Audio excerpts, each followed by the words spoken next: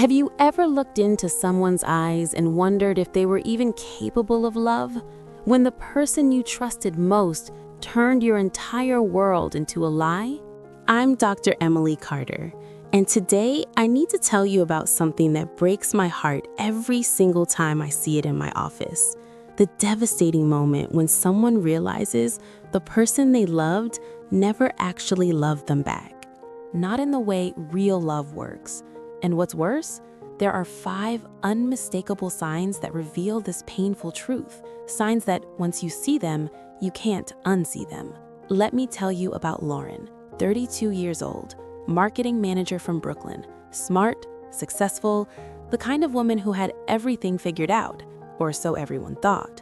She walked into my office on a Tuesday morning, and I'll never forget what she said. Her voice was barely above a whisper. "Dr. Card, I think I'm losing my mind." Lauren had been with Ryan for 3 years. 3 years of what she thought was the relationship she'd always dreamed of. But something had been eating away at her, something she couldn't quite name. Not yet, anyway. "It started so perfectly," Lauren told me, her hands trembling as she held her coffee cup. "He was everything I'd ever wanted. Charming, attentive. He made me feel like I was the only woman in the world." I nodded. I'd heard this story before, too many times in fact, but I let her continue. "On our first date, he brought me flowers.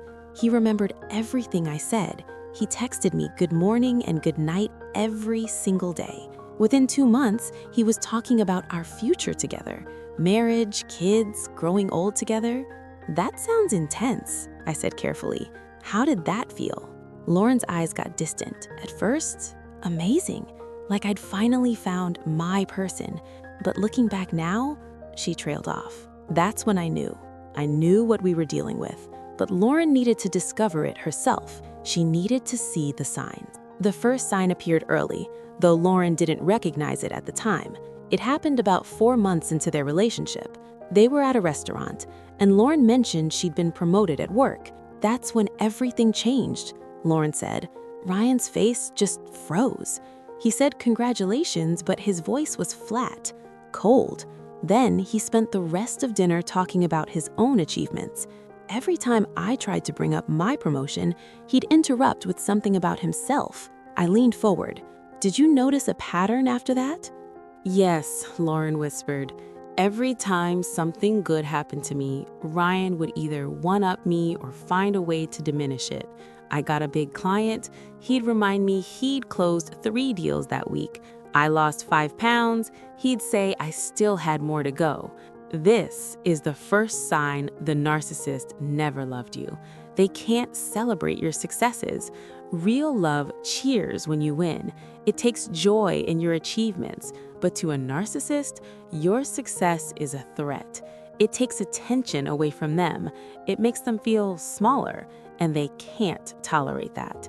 Research shows that individuals with narcissistic personality disorder exhibit a constant need for admiration and have difficulty with empathy, particularly when others' achievements might overshadow their own sense of superiority. But here's what makes it so confusing. Sometimes they would celebrate her. Sometimes Ryan would be proud. That's the trap. That's what keeps you questioning yourself. But wait.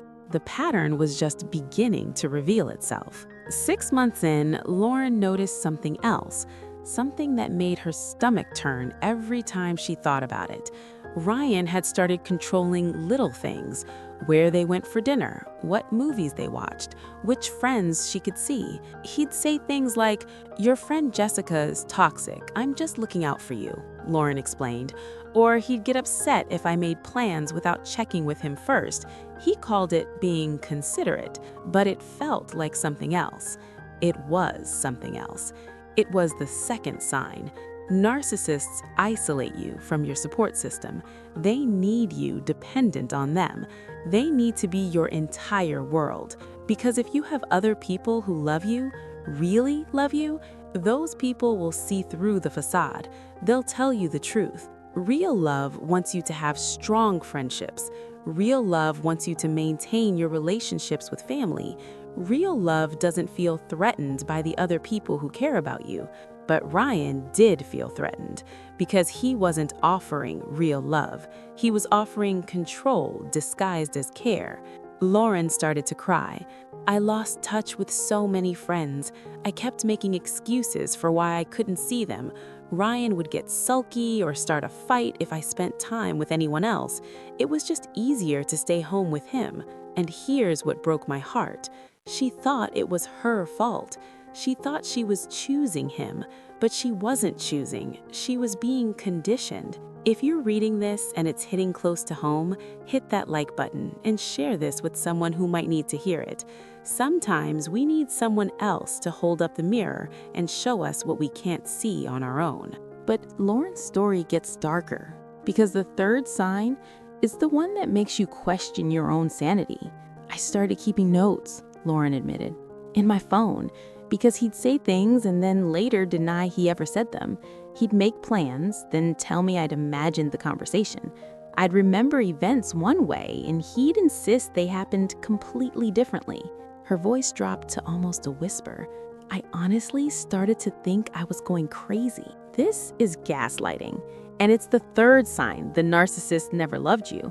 Because if someone truly loves you, they don't make you doubt your own mind.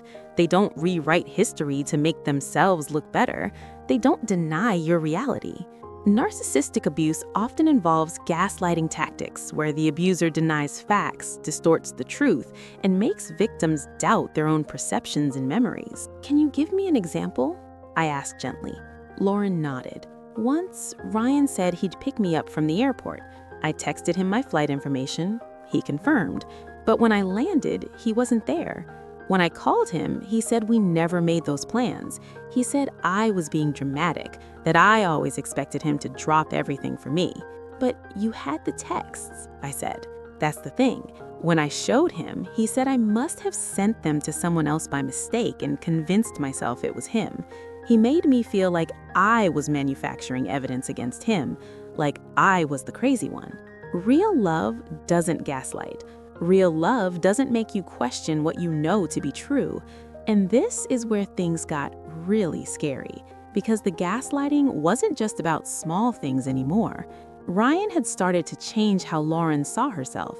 He'd compliment her, then slip in subtle criticisms. You look great in that dress. Have you thought about doing something different with your hair, though? Or, I love how smart you are. It's just sometimes you can be a bit too intense for people. Death by 1,000 cuts. That's what it felt like, Lauren said. Each comment small enough to seem caring, but together, they were destroying her self-esteem. This brings us to the fourth sign. The narcissist never loved you because love doesn't chip away at who you are. Love doesn't make you smaller. I see this all the time in my practice. Partners who say they love you, but every interaction leaves you feeling less than. The constant criticism and devaluation in narcissistic relationships systematically undermines the victim's self-esteem, creating feelings of inadequacy and self-doubt. He'd say he was just trying to help me be my best self, Lauren said bitterly. But I wasn't becoming my best self. I was becoming a shell. I stopped wearing certain clothes because he'd made comments. I stopped sharing my opinions in social situations because he'd later tell me I'd embarrassed him. I stopped trusting my own judgment about everything. How did that affect you at work? I asked. I almost lost my job, Lauren admitted. I couldn't make decisions anymore. I second-guessed everything. My boss noticed, my colleagues noticed, but I couldn't tell them what was happening because I didn't even understand it myself. Her voice cracked. The worst part? I thought it was love. I thought his criticism meant he cared enough to be honest with me. I thought I was lucky to have someone who wanted to help me improve. But here's the truth that Lauren needed to hear, and maybe you need to hear it too. Real love accepts you as you are. Real love sees your flaws and loves you anyway.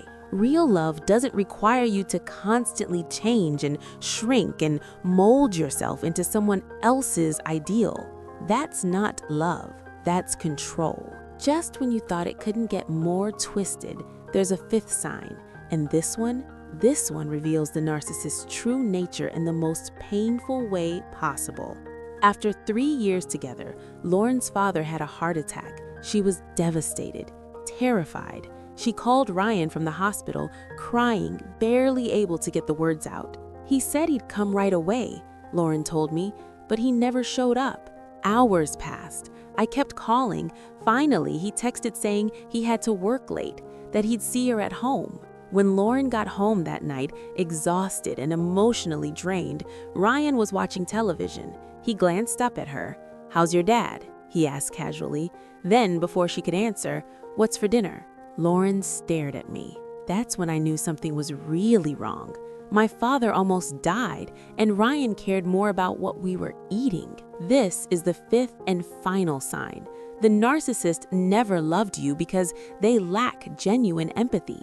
When you're in pain, truly in pain, they can't meet you there. They might say the right words sometimes, they might perform empathy when they need to, but when it really matters, they're incapable of truly caring about your suffering.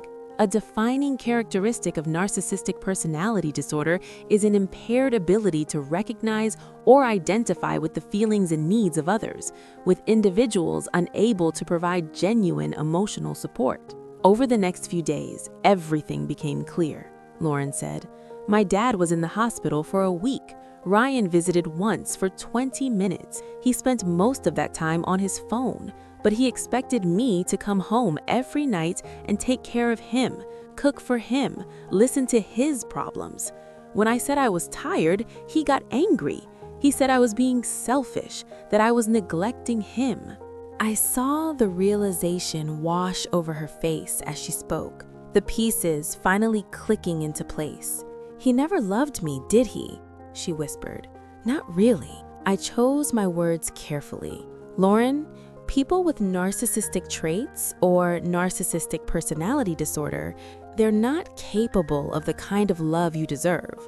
They can mimic it, they can perform it, but true love requires empathy, genuine care for another person's well-being, the ability to celebrate someone else's joy and feel their pain.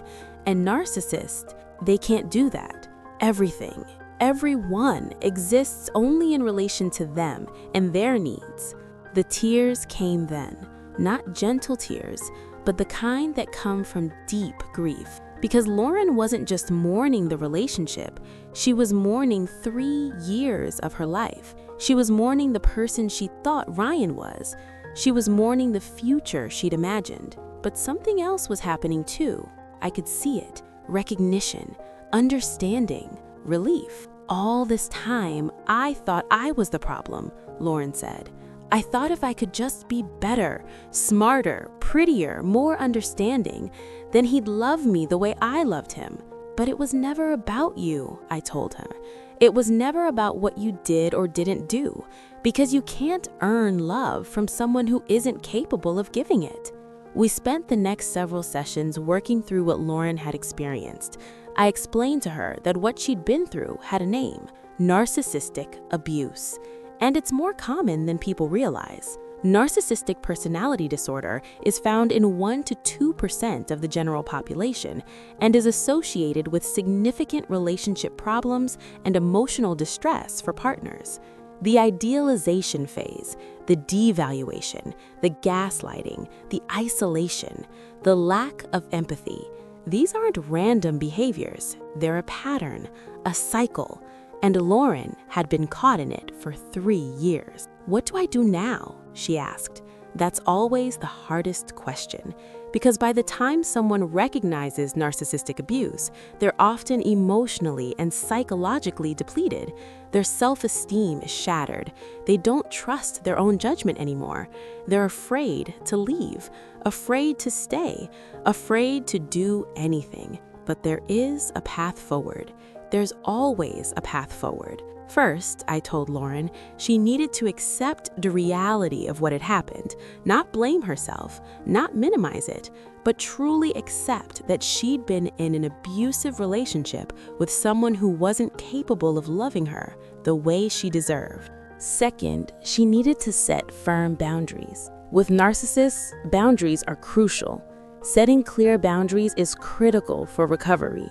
whether preparing to leave or having already left a narcissistic relationship, as firm limits help victims regain their sense of independence. No contact if possible, or minimal contact if circumstances required it, but no more emotional availability.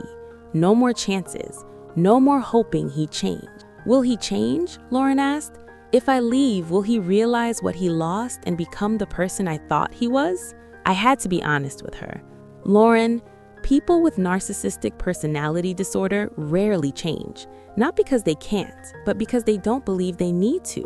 To them, everyone else is the problem, not them. Third, Lauren needed to rebuild her support system, reach out to the friends she'd lost touch with, reconnect with family, find people who would remind her of who she really was beneath all the conditioning and criticism. Fourth, she needed to work on recognizing and challenging the negative self-talk that Ryan had planted.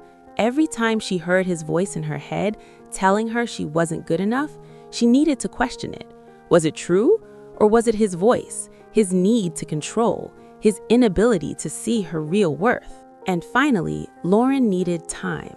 Time to heal, time to grieve, time to remember who she was before Ryan, time to become who she wanted to be moving forward. How long will it take? She asked. There's no timeline for healing, I told her, but I promise you this. Every day you're out of that relationship, every day you work on rebuilding yourself, you'll get stronger. The fog will clear, your confidence will return, you'll start to trust yourself again. 3 months after that conversation, Lauren left Ryan. It wasn't easy. He love-bombed her, he promised to change, he cried, he raged, he tried every manipulation tactic he knew. But Lauren held firm. She remembered the 5 signs. She remembered who he really was beneath the performance. 6 months after leaving, Lauren sent me an email. She'd reconnected with her friends, she'd gotten a promotion at work, she'd started therapy to work through the trauma, and most importantly, she'd started to feel like herself again. I still have hard days, she wrote, days when I miss who I thought he was, days when I doubt myself, but I also have good days when I laugh without worrying about his reaction, days when I make decisions without second-guessing myself, days when I remember what it feels like to just breathe. That's what freedom from narcissistic abuse looks like. Not a sudden transformation, but a gradual reclaiming of yourself, of your reality, of your right to be loved genuinely, completely, without conditions or control. If you're watching this and recognizing these signs in your own relationship, please know this. You're not crazy. You're not too sensitive. You're not imagining things. What you're experiencing is real, and it has a name. And there are people who can help you. If you found this helpful, subscribe to this channel for more stories and insights about psychology, relationships, and mental health, because everyone deserves to understand what real love looks like and what it doesn't. Now, I want to hear from you. What's the biggest red flag you've ignored in a relationship? What made you finally see the truth? Share your thoughts in the comments. Sometimes the act of writing it down, of naming it, is the first step toward healing. Lauren's story could be anyone's story. Maybe it's your story. Maybe it's a friend's story. The names change, the details shift, but the pattern remains the same. And until we learn to recognize these signs, until we learn what real love looks like and what it doesn't, the cycle continues. Real love celebrates your successes without feeling threatened. Real love wants you to have strong, healthy relationships with others. Real love honors your reality and never makes you doubt yourself. Real love builds you up instead of tearing you down. And real love shows up with genuine empathy when you need it most. If the person you're with can't offer these things, it's not love. It might be attachment, it might be control, it might be a lot of things, but it's not love. And you deserve love, real love, the kind that makes you more yourself, not less, the kind that adds to your life instead of subtracting from it, the kind that sees you, all of you, and says, yes, you, exactly as you are. That's what Lauren is learning. That's what she's building for herself. And that's what's waiting for you too, on the other side of recognition, on the other side of leaving, on the other side of choosing yourself. Because here's the truth they don't want you to know. The narcissist in your life might never change, but you can. You can learn to see the signs. You can learn to trust yourself again. You can learn that you were never the problem. You were just trying to love someone who wasn't capable of loving you back. And that realization, as painful as it is, it's also the beginning of freedom. Remember Lauren's story. Remember the 5 signs. And remember that recognizing the truth, as hard as it is always the first step toward healing. Until next time, take care of yourself. You're worth it.